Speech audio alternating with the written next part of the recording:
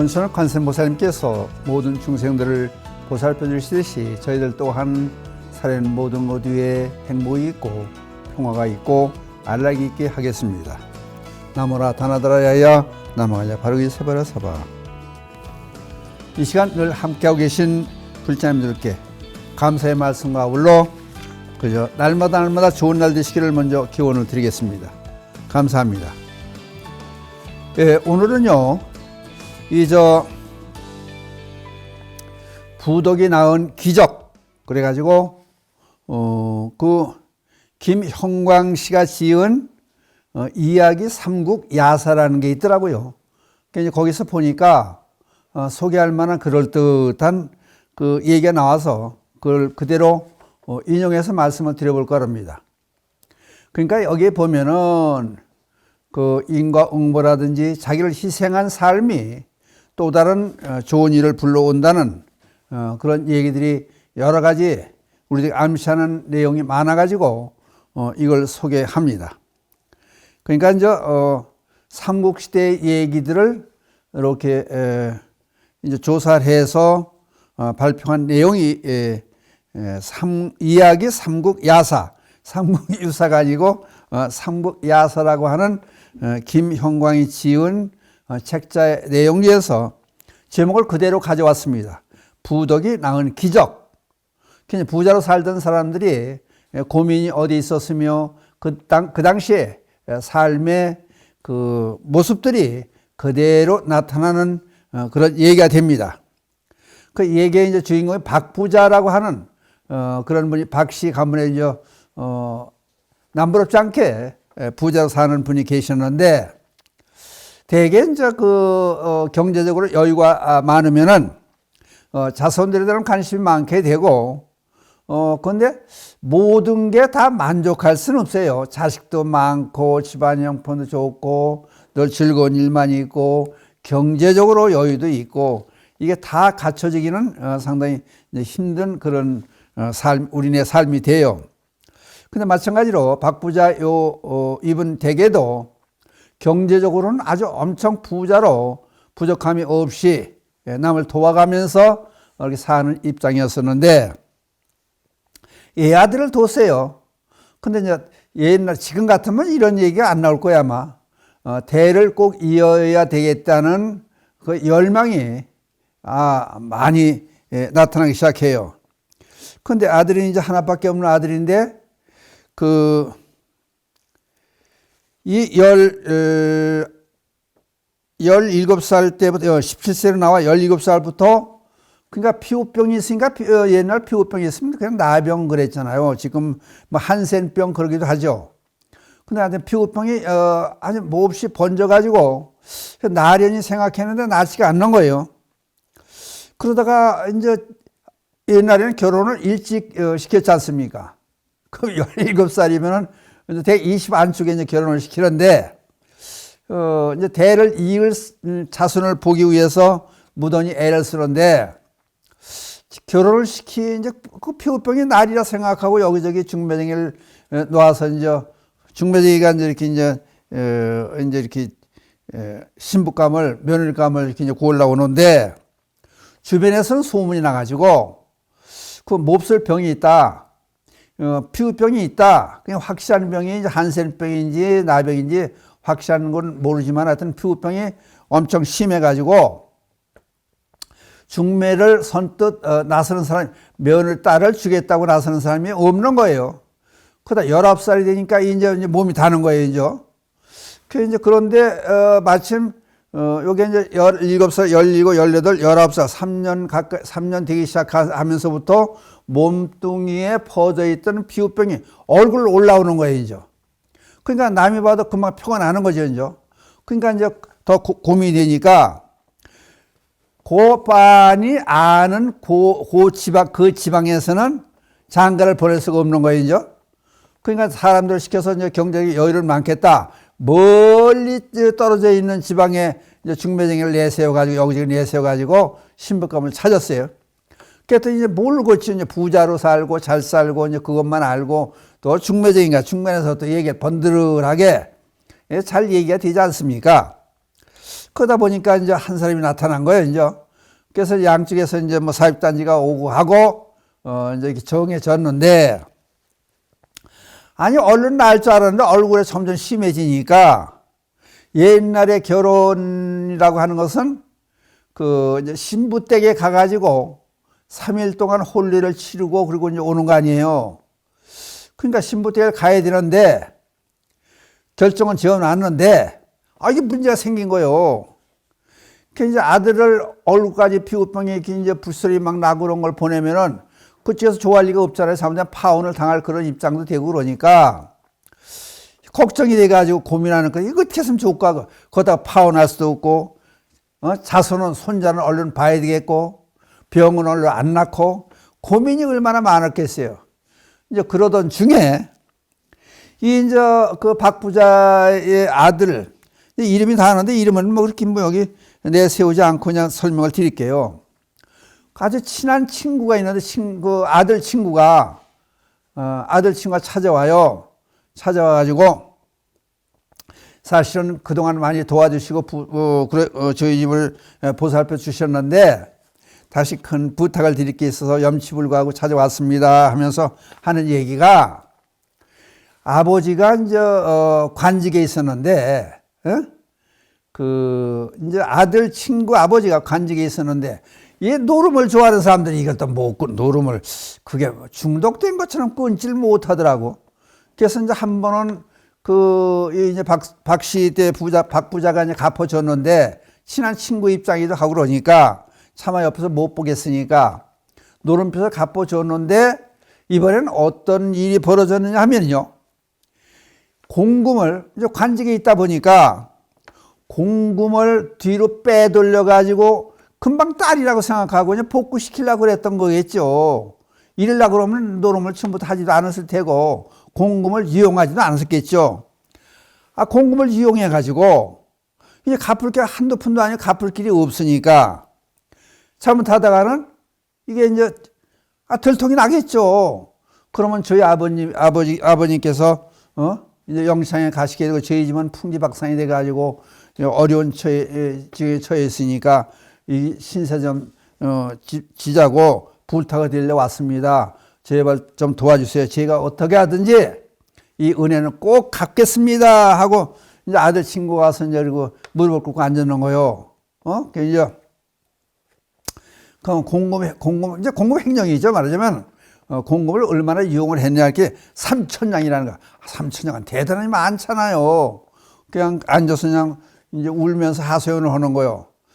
그러니까 안 들어준다는 말도 못하고, 액수가 많으니까 들어준다는 말도 못하고, 그러고 있는데,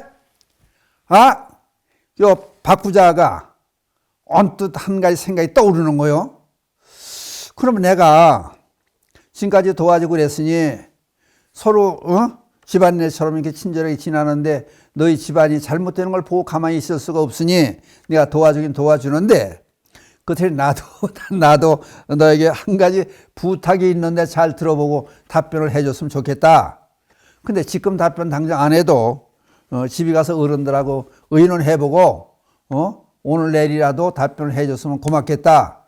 말씀하세요. 무슨 말씀인지 말씀하세요. 그랬더니 사실은 우리 아들이, 내 친구가 저 먼 지방에 이제 색시감을 정해놓고 결혼을 하기로 했는데, 결혼 날짜가 지금 다가오는데, 너도 알다시피 우리 아들을 근데 장가를 보내면은, 나 장가 보낸다고 그러잖아요. 장가를 보내면은 4월 동안 신부 댁에 가서 있어야 되는데, 얼굴까지 이 부스럼이 올라와가지고 저 모습을 보면은 어차피 가면 탈로가 나면은 파혼도 될 것 같고, 이 집안 망신이 또 이럴 수가 없으니 이걸 어떻게 했으면 좋겠느냐. 그러니까 내 생각에, 지금 짧은 생각이지만은 네가 한번 들어봐라. 내가 우리 아들 대신해서 신랑 역할을 좀 해줬으면 좋겠다. 그러니까 신부만 3일 동안 가서 혼례를 치르고, 신부를 데리고 오는 일 그것까지만 해줬으면 좋겠다. 그 대신 네가 부탁하는 아버지가 공금 횡령한 돈은 내가 갚아주겠다. 그랬더니 그 아들 친구가 알았습니다. 아버님하고 의논을 하겠지만은 제 생각은 그걸 뭘 못하겠습니까? 어려운 것도 아닌데 여러 가지 지금까지 보살펴 주시고 도와주셨는데 그걸 제가 못할 리가 없습니다. 하겠습니다. 그런데 그러면 3일 동안 가서 신랑 노릇을 하면 저 몸 처신은 어떻게 됩니까? 그랬더니 그거는 아니 또 저기 첫날 밤을 같이 또 보내고 이제 의식을 치르고 그러면 곤란하잖아요. 그러니까 몸이 불편하다 그래가지고 3일 동안은 신부하고 접촉을 안 하고 그러고 어떻게 넘기는 방법이 없겠느냐. 그래가지고 데리고만 와라. 그래서 이제 집에 가서 이제 아들 친구가 이제 의논을 아버지하고 어머니하고 의논을 했던 모양이에요. 그랬더니 그렇게 해야지 어떨 거냐? 그 집의 신세는 뭐 하는 게 아니라 목소리를 내놓으면은 목소리만 내놓을 입장인데 아버님 제가 들어줘야 되겠습니다. 그래서 좋다 그러면 해보자. 그래가지고 친구 대신 신랑 대역을 한 거요. 신랑 대역을 해가지고 이제 간 거 아니에요? 가가지고 이제 거짓말을 해가지고 몸이 불편하니까 신방 같은 한 방이었지만 이제 첫날 밤을 남녀의 정을 나누질 못하고 그냥 지내고 3일 되고 데리고 왔어요. 와서 보니까 아니 이런 경우가 드물잖아요. 신랑이 대신 대행으로 대신 신랑이 왔던 거고 진짜 신랑을 와서 만나 보니까 또 저쪽에서 오면 대개 삼촌이라든지 뭐 그런 분들이 같이 따라와요. 신랑 집에 올 때. 가서 보니까 이건 아니잖아요. 부잣집은 뭐예요? 신랑 자체가 병이 들어있었는데 나병 한센병 나병이 들어있는데 얼굴까지 부스럼이 그냥 더덕덕 났는데 얼른 고쳐질 것 같지도 않고 그러니까 속인 거에 대한 괘씸한 생각이 드니까 그냥 그 삼촌이 며느리감을 데리고 갔어요. 도로. 그러니까 이게 어떻게 되는 거예요? 난리가 난 거지 이제. 그러고 났는데 저 신부 측에서 생각하니까 아니 그 동네에서 뭐 아무리 멀리 떨어져 있던 그 동네에서 일단 결혼식은 혼인은 치른 거 아니에요? 3일 동안? 그러니 이걸 어떻게 할 수가 없으니까 이제 그 집에서 이제 방도를 찾은 거예요. 그렇다고 혼자 결혼식만 그냥 가짜로 하고 나서 혼자 독신을 보낼 수 없으니까 그러면은 대행으로 왔던 대신 왔던 신랑감하고 결혼하는 게 어떻겠느냐. 저쪽에서는 또 신부 집에서 그런 결론이 내린 거예요. 양쪽 집에 이제 의논을 해보니까 그것도 나쁘지 않다 해가지고 아니 대행으로 했던 그 가짜 신랑이 진짜 신랑이 된 거예요. 이제. 그러고 났는데 그럼 여기는 어떻게 할 거냐. 낭패가 됐잖아요. 그러고 있는데 어떤 일이 벌어졌냐면은 그 대행으로 했던 가짜 신랑의 여동생이 아버지 저희가 그 집으로 시집을 갈게요. 그렇게 좋으신 분들이 어디 있습니까? 아버지 어려울 때 지금까지 그렇게 도와주시고 이번에 저희 집안이 풍기박산이 날 입장인데도 그렇게 큰 돈을 도와주셨는데 또 그 병이라는 게 피부병이 있다는 게 언젠가 나을 거 아닙니까? 그러니까 제가 시집을 가겠습니다. 시집을 대신 가겠다 그러는 거예요. 여동생이. 그러니까 이제 제대로 일이 제대로 정식으로 된 거예요. 그러니까 이제 결혼식을 이제 시키고 나서 이제 그럼 둘이 그 이제 친구의 여동생하고 이제 박 부자 아들하고 결혼을 했는데 이게 워낙 병이 심하니까 치료는 맨날 해주는 거예요. 약을 쓰고 의사를 불러대고 약을 뭐 닦아내고 그것만 맨날 했지 신랑 신부의 역할은 한 번도 못하고 그렇게 3년이 지나간 거예요. 이제. 얼마나 참고 고역스럽고 힘들어요. 그 고름이 흘러 넘치는 그 몸뚱을 닦아내고 그건 치료해주고 그리고 이제 부부연을 맺었으니까 한 방에서 지내고 이제 지내는데 한 3년이 되던 해에 가만히 며느리감이 생각해보니 색시가 생각해보니 이러고 산다는 게 차도가 있어야죠. 날 기미가 보이지 않는 거요. 그러니까 이제 옛날에는 또 아니 자기 몸을 보호하기 위해서 은장도도 이제 그 양반 때 이제 귀수들은 은장도 가지고 다니고 또 독약도 가지고 다녔다는 거예요. 또 비상 독약을 가지고 다녔다는 거 비상 먹으면 죽는 독약이죠. 그러니까 가만히 생각해 보니까 이게 도대체 안 되는 거예요. 차라리 이러다 시집은 오기는 왔는데 그렇다고 신랑을 알아보지도 못하고 맨날 3년 동안 병간호만 하고 이 어려운 병간호 하니까 이렇게 사는 차라리 죽는 게 낫겠다 생각하고 비상을 물에 타가지고 먹으려고 대접에다 타놓고 이렇게 앉았다 보니까 눈물이 부모 생각하고 이짝에 시부모님도 생각해보고 친정 부모님 생각하고 누워있는 신랑도 생각해보고 그게 얼마나 이러지도 못하고 저러지도 못하고 슬픔이 겨웠겠어요. 그러니까 그냥 울고 앉았는데 요때 아니 나병 환자에 있던 신랑이 그냥 갈증이 나가지고 못 이겨가지고 그냥 이렇게 더덩거리다 보니까 이 대접에 물이 있는 거예요. 그 물이 무슨 물이에요? 독약 비상을 타는 물 아니에요. 색시가 먹으려고 이렇게 타는 물이에요. 그거를 그냥 꿀꺽 그냥 아차는 순간에 그냥 꿀꺽 다 마시는 거예요. 그 일이 어떻게 좋아 이제 난리가 난 거지.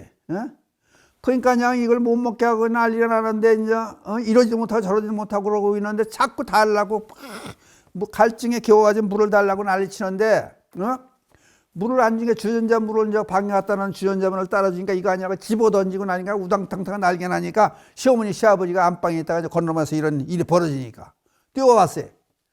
도대체 이게 무슨 일이냐? 그랬더니 며느리가 얘기를 한 거예요. 사실은 제가 먹고 죽으려고 비상을 탔었으면 비상을 물에 타가지고 뭐라 그러는데 신랑이 이걸 타서 다 먹고 물을 달라고 이런 물을 주면 아니고 그 물을 가져오라는 거. 그 물 비상 탄 물을 가져오라고. 그게 몸에 맞았는지 어떻든지 그리고 이 난리 있습니다. 뭐 방 안에 이런 오강도 있고 집어던지고 있는 거울이고 뭐고 그냥 전부 때리고 싶고 난리가 난 거예요 아들이. 그러니까 이제 아버지 입장에서 그러면 할 수 없다. 자기 집에 가지고 있던 비상을 부인한테 시켜가지고 어제 신랑 어머니한테 시켜 비상을 빨리 가져오라 그래가지고 달라고 그냥 주자 우리 줍시다. 그러니까 어차피 이런 게 죽으면 죽고 살면 살고 그냥 이제 막판의 길이 된 거예요. 그러니까 비상을 갖다 가져오라 타서 놓으니까 그거를 그냥 꿀꺽꿀 막 마시는 거예요. 그냥 다른 물은 절 싫다고 집어들고 난리쳤는데 비상탄 독약물은 그냥 꿀꺽꿀 마시더니 그냥 쓰러져 자는 거예요. 이제. 그러더니 이제 끝장난 거지 뭐.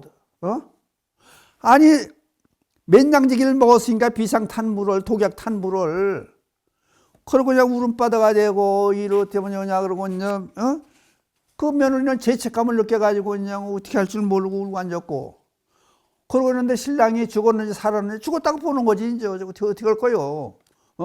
그리고 체념을 해가지고 이제 시아버지 시어머니는 안방으로 건너가고 정신이 있는지 없는지 그대로 나가 떨어져서 가지고 3일 동안 죽은 것처럼 두드렸는데 보면 죽진 않은 거예요 이제. 3일 만에 깨어났어요 이제. 비상을 몇 대 잡고 들킨 그 이제 신랑 나병 환자 아들이 그러고 났는데 아니 도대체가 비상을 몇 대잔 먹고도 독약을 몇 대잔 먹고도 죽지 않고 그냥 살아난 것만 해. 이것만 기적 아니에요. 그러고 있는데 며칠 지나다 보니까 아니 부스럼이 났던 게 꾸덕꾸덕 해가지고 딱지가 않기 시작하고 정세가 좋게 보이는 거요.